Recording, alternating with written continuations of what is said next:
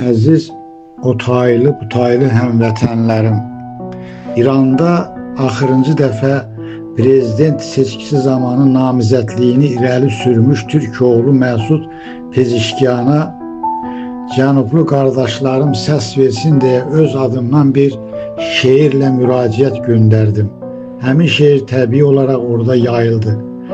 İndi son günlərdə İran prezidenti Məsud Pezeşkiyanın Azərbaycana gəlişi, onun o bütün tədbirlərdəki səmimiliyi, doğmalığı, vətənpərvərliyi, ədəbiyyatımıza, tariximizə bələdçiliyi, vurğunluğu məni vadar etdi ki, həmin şeiri təzədən sizlərə ərmağan edim.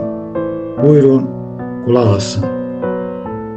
Tarixi bir şans yaranıb, fürsəti gəl vermə yada, varlığını sübut eylə, təzədən gəl bu dünyada.